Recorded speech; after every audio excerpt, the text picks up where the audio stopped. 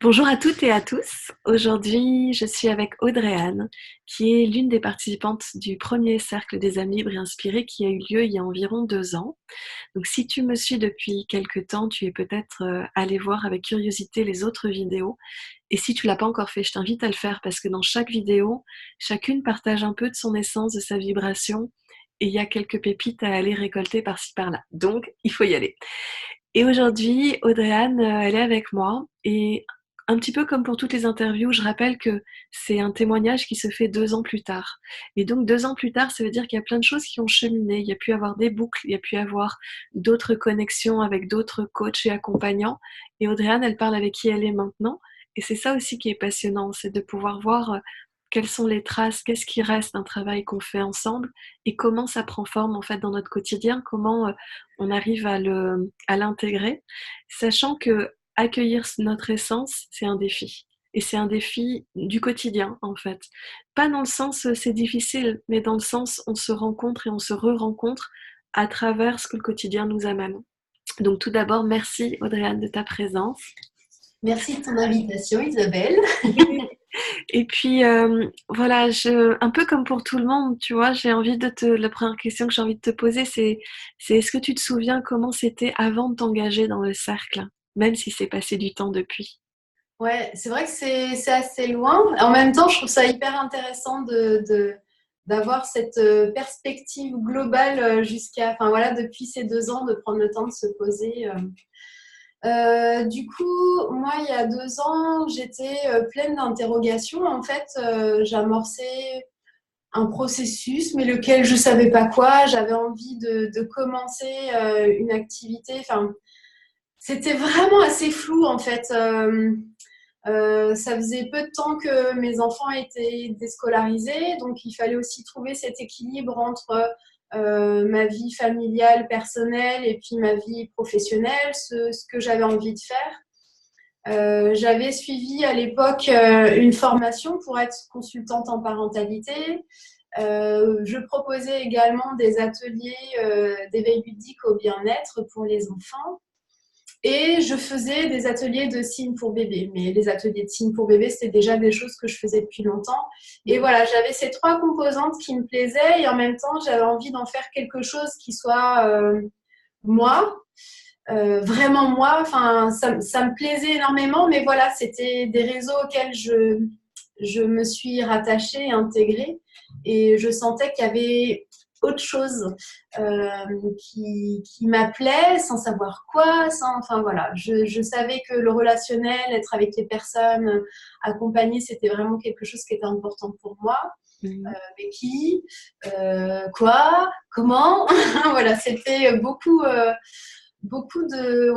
questionnements et d'interrogations. Donc je pense que j'étais vraiment avant de commencer les Amis Libres et Inspirés avec ouais, ces interrogations à pas trop savoir vers quoi me diriger. Est-ce que je continue ce que je fais même si ça me convient pas complètement, ou est-ce que je trouve aussi un truc qui vraiment pourrait allier toutes mes facettes et par rapport à ma vie perso aussi. Enfin voilà, c'était vraiment ça, ouais, les interrogations et le flou artistique. Voilà, un gros brouillard bien épais. Un beau brouillard, un beau brouillard. Alors, on avait quand même cette chance d'avoir déjà travaillé ensemble autour des enfants, puisque c'est vrai que j'accompagne les enfants depuis une dizaine d'années. Et quelque part, tu connaissais déjà ma façon de travailler. Et je me souviens de ce que ça a été pour moi de te raconter où j'en étais. Parce qu'on a eu cette occasion de passer un temps ensemble dans un café. Et j'avais cette vibration des amis libres et inspirés qui était là, qui n'était pas toujours confortable à amener, puisque c'était tellement différent de ce que je faisais avant. Et puis, tu as ressenti cette vibration. Tu m'as dit, franchement, ça donne vraiment envie. Et Ouais. j'étais tellement contente quand tu as accepté de rejoindre ce cercle parce que je sais à quel point il y a plein de belles choses qui ne demandent qu'à sortir. Et donc, j'étais vraiment super, super contente. Donc, merci déjà à l'époque de ta confiance et d'être venue. C'était vraiment chouette. Et faire partie d'un groupe pour toi, c'était facile, pas facile? Il y avait des appréhensions par rapport à ça ou pas tant que ça? En fait, au départ, il y avait peut-être un peu d'appréhension parce que, bah voilà, je connais pas les personnes.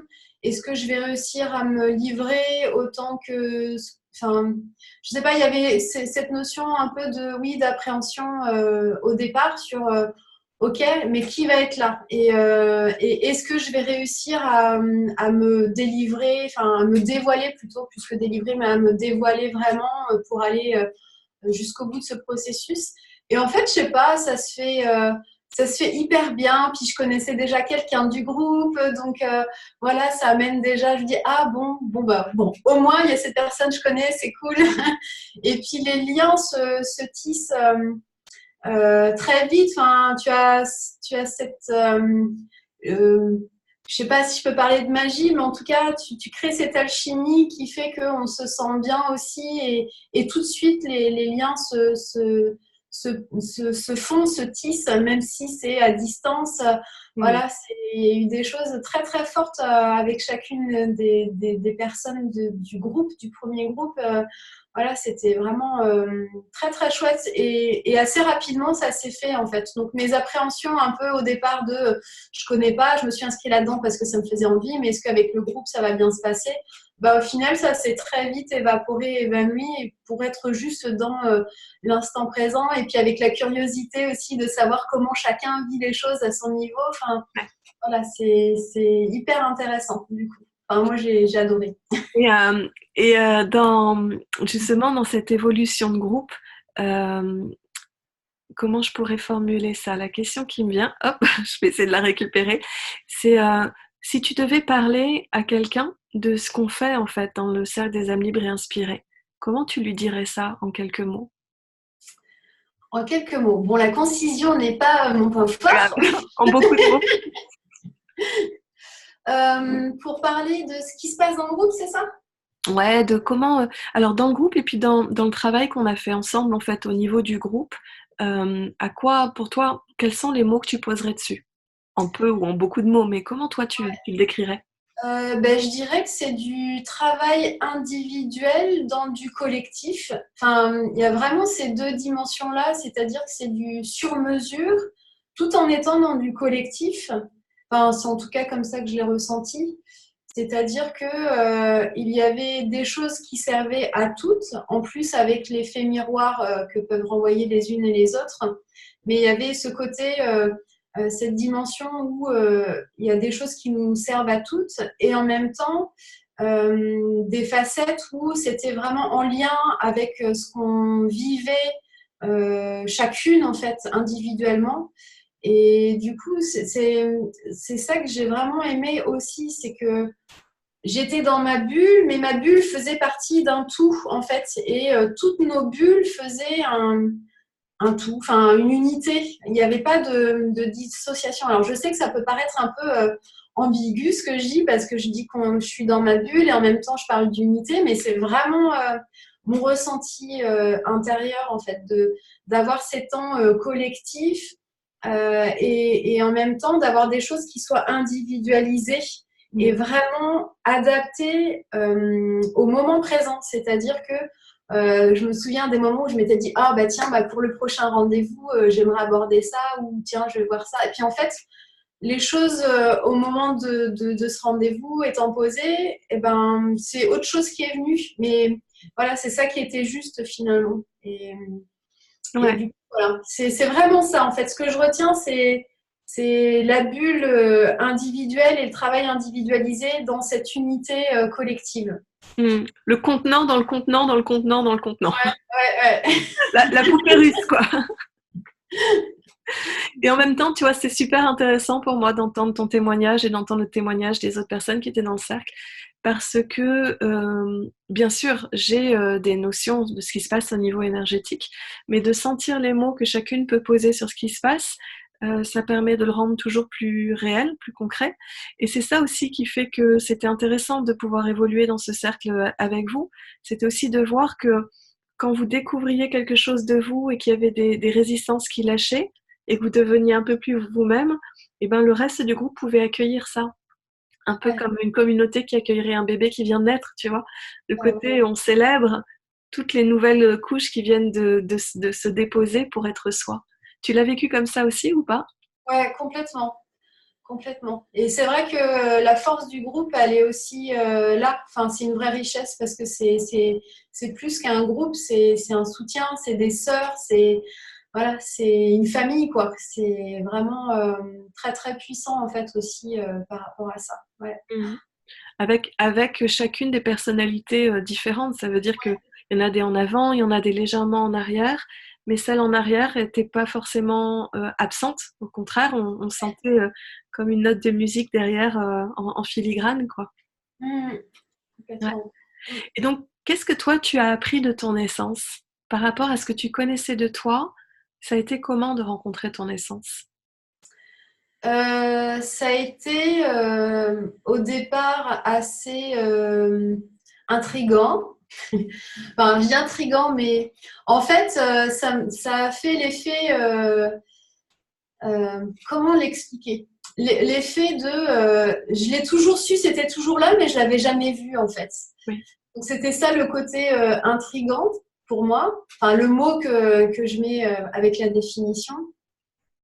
Et en même temps une ouverture sur des possibles, un vaste, enfin voilà, une ouverture sur quelque chose de plus grand et de vraiment partir sur la connexion à moi en fait, et de toujours revenir à ça, à cette connexion et à mon ressenti intérieur et à comment dire.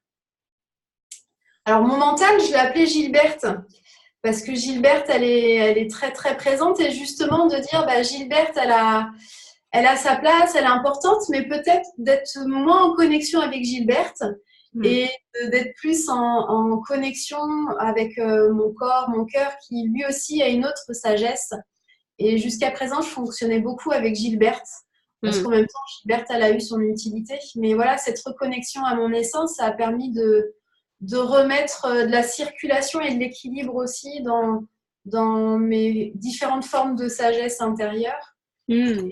J'ai aussi beaucoup aimé, je me souviens de ça, ça a été assez marquant de pouvoir qu'on pouvait se connecter en fait à d'autres sources d'énergie comme l'énergie argent, comme d'autres, enfin voilà, d'autres doshas. Enfin, et ça a été aussi hyper instructif pour moi par rapport à ça parce que ça a varié les sources d'apprentissage pour moi Hmm. en termes aussi de faire avec mes croyances, mes limitations, mes blocages, mes peurs, mes barrières. Et du coup, de pouvoir avoir différentes portes d'entrée aussi par rapport à ça.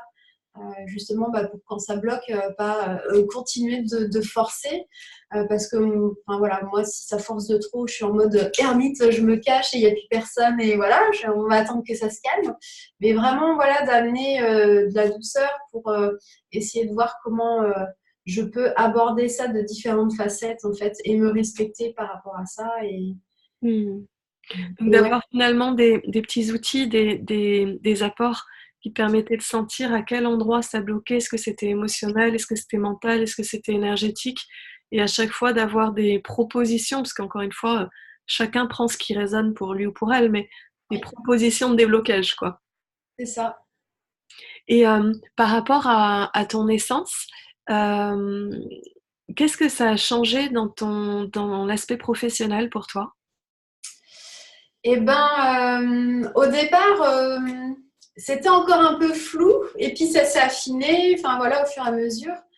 Mais ce que ça m'a amené au niveau professionnel, je retiendrai toujours cette phrase que tu m'as dite un jour, c'était que c'est pas parce que je sais le faire que je dois le faire. Et en fait, ça m'a amené cette clairvoyance sur ça, de me dire, ok, je sais le faire, mais à l'intérieur, est-ce que ça vibre autant pour continuer de le faire? Parce que je sens vraiment que mon moteur à moi, c'est l'enthousiasme et le fait de pouvoir partager cet enthousiasme à d'autres. Et donc, j'ai perdu ta question initiale, mais c'est pas grave. Du coup, c'est vraiment l'idée de savoir comment est mon essence en fait et de me reconnecter un peu plus à qui je suis, même si je n'ai pas encore totalement répondu à cette question. Quelle vaste question d'ailleurs.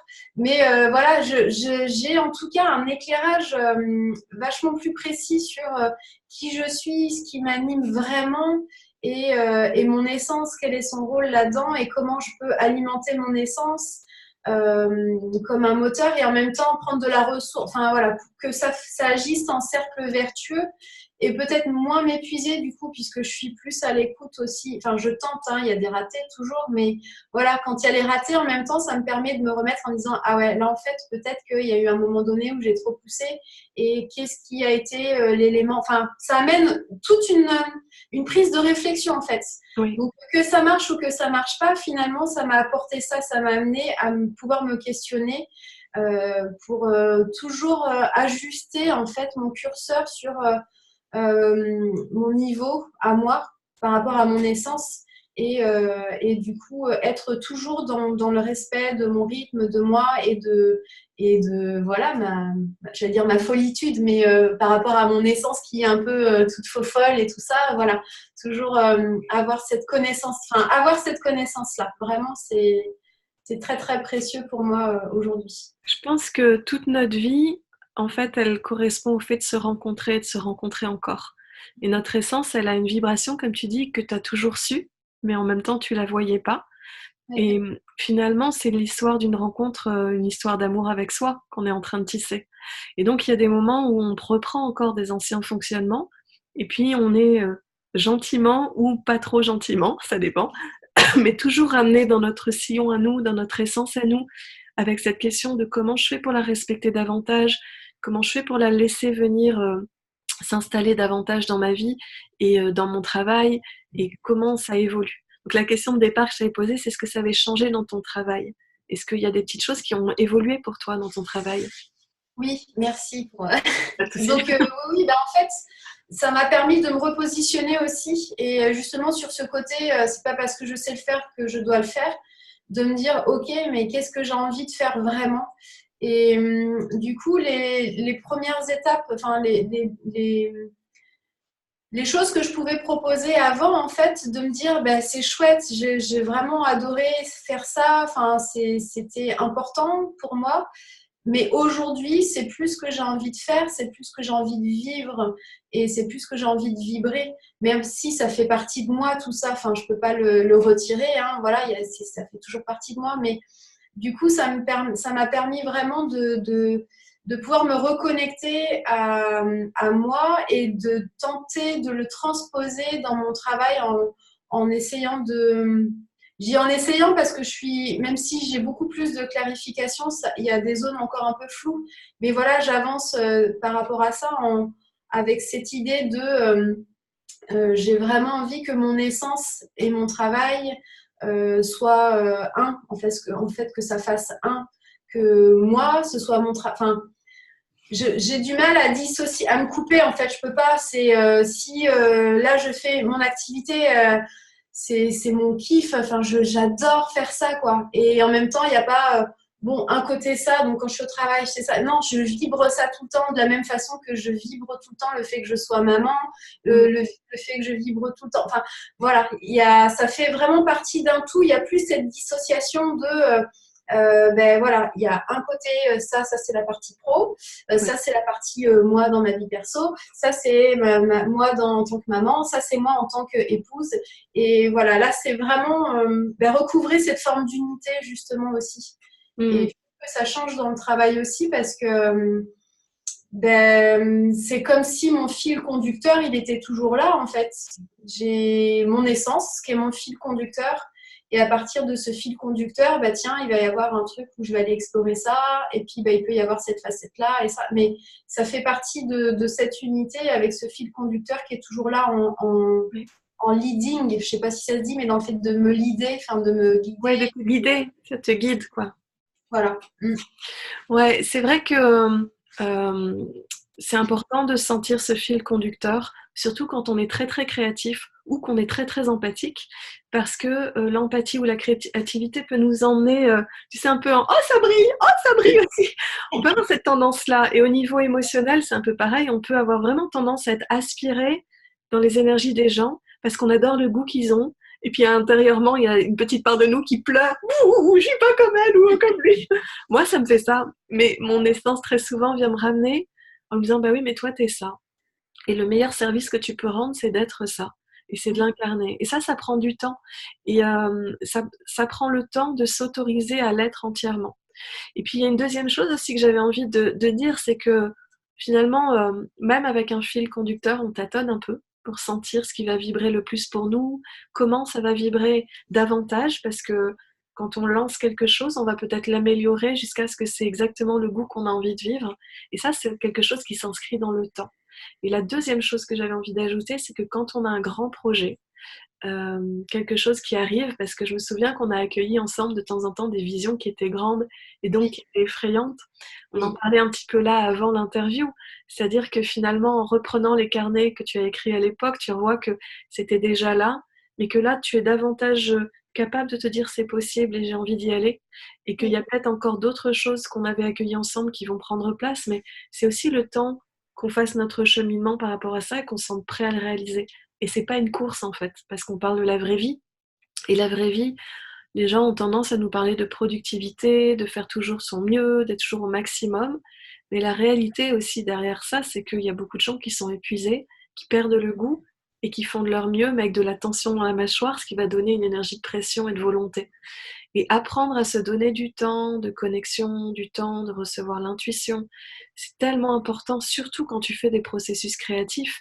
Et toi, ton essence, elle est très colorée, elle est très créative, elle est très mouvement en fait. T'en Oui. penses quoi par rapport à ça? Ah bah oui, oui, je suis complètement, enfin voilà, je suis en totale approbation avec ce que tu viens de dire. Enfin, c'est vrai que c'est une énergie qui est presque explosive, j'allais dire, parce que ben il y a plein de choses qui nous intéressent, on a envie d'expérimenter plein de choses, et c'est cette ligne, ce fil conducteur, c'est un peu comme le retour à la maison en fait. Le c'est pas forcément facile à expliquer, mais enfin, je sais, enfin, j'espère que c'est compréhensible en tout cas, mais c'est vraiment ça. Je peux avoir ce côté éparpillé, je vais dans tous les sens, et en même temps, je sais que je peux revenir à moi en fait, même si c'est pas toujours évident non plus, parce que il y a tellement de choses enthousiasmantes, plein de trucs à explorer, mais voilà, ça c'est là, et je suis en connexion avec ça, donc avec mon essence, avec moi. Mm. Et du coup, ça me permet de faire des allers-retours aussi parfois, tu vois, d'aller faire les explorations. Et puis, bon, en fait, non, je reviens, ça ne me va pas. Et effectivement, par rapport aux visions grandes, je me souviens, c'est vrai, le côté un peu purée, mais c'est flippant, mais comment je vais faire et pourquoi, et enfin le comment est venu, je sais pas combien de fois, enfin vraiment énormément de fois, me disant mais comment je vais faire, mais comment je fais, je sais pas comment je dois faire, ni comment, enfin c'est quoi la prochaine étape. Et effectivement, je vois maintenant avec cette vision globale toutes les étapes que j'ai pu accomplir. Ces petits pas, parce qu'effectivement, on peut dire qu'on peut faire le tour du monde à pied, mais en une fois, ça va être compliqué, ça paraît une montagne impossible, alors que si on se dit que bah, on commence avec un pas, et puis un deuxième, un troisième, et finalement, sans regarder au temps et à la distance, et ben, on le fait, ce tour du monde. Et du coup, c'est un peu ça, enfin, mon ressenti, c'est un peu ça, c'est d'avoir commencé mon tour du monde. Et du coup, au départ, ça semblait une grosse montagne impossible. Et puis quand je vois aujourd'hui, 2 ans après, je me dis, bah en fait, si, c'était, enfin voilà, tout Ouais. était là, et j'ai beaucoup plus de clarté sur les choses, et je me dis, ben voilà, j'ai avancé aussi sur mes croyances en même temps. Enfin voilà, c'était pas juste faire le tour du monde pour faire le tour du monde, quoi. Il y avait aussi les différentes étapes pour Ouais. pouvoir accéder à cette finalité-là. Mm.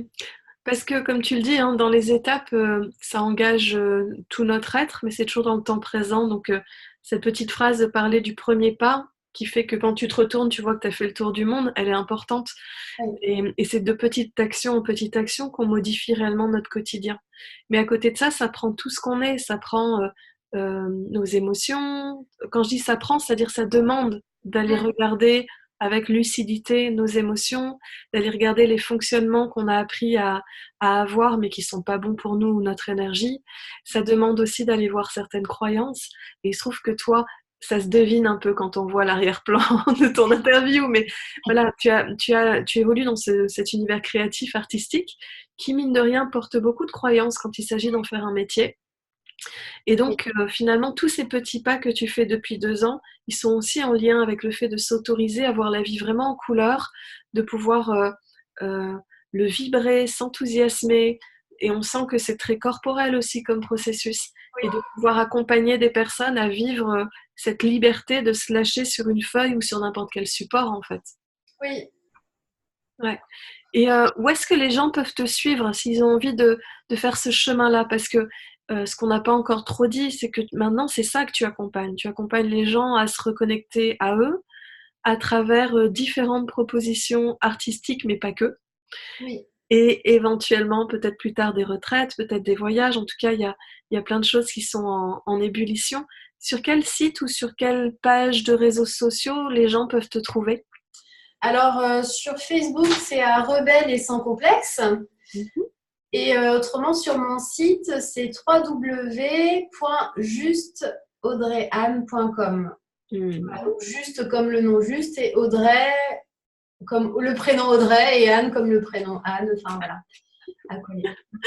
C'est chouette. Et est-ce que tu pressens, est-ce que tu sens les choses qui vont se passer un petit peu pour toi en 2020 ou pas encore? Ou voilà, est-ce qu'il y a des choses que tu proposes actuellement? T'en es où? Ouais, du coup, je continue de travailler avec mon essence justement et là, je m'attache à poser des objectifs pour l'année. Et donc, je réfléchis, enfin, avec les personnes que j'ai pu accompagner jusqu'à présent. Enfin, voilà, c'est ce que tu disais tout à l'heure. En fait, on propose quelque chose, puis au fur et à mesure, ça s'affine. Oui. Et je travaille constamment, en fait, à réfléchir à ce qui est le mieux pour moi, ce qui est le mieux pour mes clientes, dans les propositions que je peux leur faire. Donc, actuellement, je continue de proposer des ateliers en collectif et des ateliers individuels. À terme, je ne sais pas si je vais continuer ça pour l'instant. Mhm. C'est en réflexion. Parce que mon envie est de pouvoir vraiment créer un temps beaucoup plus conséquent sous forme de retraite. Enfin, j'appelle ça comme ça, mais ce sera peut-être un autre nom. Hein. Mais sous forme de retraite, vraiment pour se laisser immerger par le processus artistique et créatif, puisque vraiment là où je vois un de mes talents, c'est vraiment de pouvoir amener au lâcher prise grâce à l'outil artistique et créatif. Et donc voilà, j'ai vraiment à cœur de pouvoir continuer ça avec les femmes, puisque j'accompagne principalement que les femmes. Mhm. Après, s'il y a des hommes qui viennent, je ne vais pas les jeter à la porte, hein, mais On voilà, aime bien. le fêter en tout cas, voilà. Et donc, en fait, je fais différentes choses parce que je fais de la peinture que je vends, je fais des bijoux en plumes que je vends et j'ai aussi envie de proposer des choses sous forme de vente éphémère en fonction de mes intérêts du moment. Par exemple, en ce moment, je réfléchis à coudre des petits ateliers des petits tabliers d'artistes. Enfin, voilà. Donc, il y a plein de choses. Généralement, je mets mon site à jour dans tous les cas, ou en tout cas sur la page Facebook pour ceux que ça intéresse. Et voilà, donc pour 2020, j'ai très envie de proposer, enfin, un de mes objectifs, ce sera de poser dans la matière au moins une retraite. Hmm. Donc, voilà, pour l'instant, où, quand, comment, je ne sais pas. Mais voilà, ça fait partie de mes objectifs pour l'année. Donc ça va être vraiment chouette, ça va être une retraite où les personnes qui ont envie de voilà, se reconnecter à elles, de pouvoir rencontrer d'autres facettes et d'oser davantage, euh, elles vont pouvoir vivre ça. Je me souviens qu'il y avait aussi une notion de lâcher un peu prise sur les regards qu'on peut Oui, poser sur soi ou les regards de la société, et puis oser se re-questionner ou au contraire, juste ne rien faire, quoi. Donc je peux imaginer qu'il y a peut-être une piscine dans ta future retraite, un ensemble de choses qui permettent d'être dans le corps, on verra ça, mais en tout cas, j'ai hâte de voir ce que tu vas mettre en place. Et merci vraiment, Audrey-Anne, pour ce temps, pour ces partages que tu as fait sur ton essence, parce que c'est à la fois très chouette, parce que c'est fait pour être offert au monde, et en même temps c'est très intime. Donc un Oui. grand merci. Si tu avais un mot à dire aux personnes qui hésitent, qui se demandent si c'est pour elles ou pas, qu'est-ce que tu aimerais leur dire à ces personnes en tant qu'ancienne et du premier cercle des âmes libres et inspirées? Déjà, c'est juste sentir si on se sent attiré. Enfin, voilà, si l'élan est là, c'est qu'il y a quelque chose à y faire, quoi. Et l'essayer, c'est l'approuver, c'est l'adopter, c'est se déployer. C'est voilà, c'est vraiment. Même si parfois Gilberte, notre Gilberte à chacun ne comprend pas trop et ramène un peu de rationalité, il y a aussi cet élan qui est là pour nous guider aussi et nous indiquer parfois des chemins un peu de traverse qu'on n'aurait peut-être pas pris, mais qui sont importants aussi pour nous, pour notre connaissance de soi. Et c'est riche, quoi. C'est très, très riche d'apprentissage. Et puis, Ouais, c'est toujours parce que je vois à certains moments, quand je me questionne, eh ben, je retourne sur le groupe voir certaines vidéos ou certains commentaires et c'est toujours apprenant, justement. Donc voilà, si vous hésitez, bah, juste vous connecter finalement au plus profond de vous en vous disant bah, est-ce que là, c'est comment pour moi vraiment, quoi? Est-ce que j'ai envie d'y aller et les freins qui viennent, c'est quoi? Est-ce que c'est Gilberte ou c'est important de les prendre en compte, hein, c'est pas de les occulter, mais c'est aussi de faire ce premier petit pas vers soi finalement, à la rencontre de soi. Enfin, voilà, votre tour du ouais. monde, il peut commencer justement par ça, par Bon, tisser. un bon départ.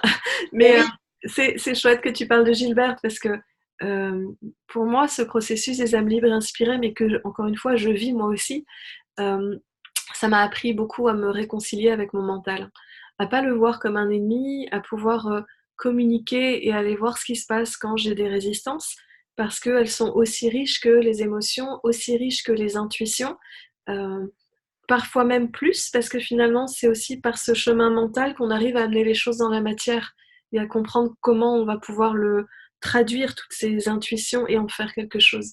Et donc, c'est vrai que le processus mental, c'est important de pouvoir sentir la résistance, et puis à partir de la résistance, de voir si on peut l'écouter et si on peut prendre quand même la décision d'écouter l'envie et l'enthousiasme, sachant que je sais qu'on va accompagner beaucoup ces parties mentales à se guérir. Ça, les enfants intérieurs, oui, euh, accueillir l'énergie. Et puis pour certaines d'entre nous, finalement, accueillir l'énergie a conduit à beaucoup d'ouverture aussi au niveau intuitif. oui, Pour certaines, il y a vraiment des dons ou des sentis ou des évidences qui ont pris davantage de place. Et ça, c'est important aussi. C'est que un corps qui va bien, dans sa globalité, est sensitif et donne des informations et on apprend à les rencontrer en fait. C'est un peu l'idée. mm, Bon, en tout cas, grand merci Audrey-Anne. Je vais rappeler les dates du prochain Cercle des âmes libres et inspirées qui sera le 30 janvier 2020. Les inscriptions se font jusqu'au 29 janvier à minuit. Et il reste un petit peu de temps pour celles et ceux qui aimeraient peut-être prendre un appel découverte avec moi, juste pour que vous puissiez sentir si ça vous convient ou pas. Là encore, c'est un appel qui n'est pas une obligation. C'est une rencontre. Moi, je vois toujours les interactions téléphoniques ou autres comme des rencontres. Donc, à l'issue de la rencontre, vous sentez si c'est pour vous ou pas, tout simplement. J'aime bien pour le coup que cette étape-là, elle se fasse simplement. Donc, ouais, n'hésitez pas à aller voir ça sur le site isabellesalomon.fr ou sur les pages Facebook Isabelle Salomon, accompagnement émotionnel énergétique. Et puis, s'il vous plaît, osez rencontrer le travail d'Audrey-Anne, osez voir ce que ça fait pour vous de vous mettre dans une énergie de création, parce qu'il y a énormément de déblocages qui peuvent se faire tout en s'amusant, tout en vibrant, voilà, en dansant. Il y a tellement de choses que Audrey-Anne est capable de faire en fait, puisque c'est finalement quand de l'enthousiasme est là, tu y vas. donc, donc voilà, donc j'invite les personnes qui seraient un peu tentées à venir te rencontrer ou te suivre, parce qu'il va y avoir des choses assez sympas, je pense, en 2020 qui vont naître. Donc voilà, merci Audrey-Anne, merci à toi Isabelle. à très bientôt, bye bye. À très bientôt. Bye.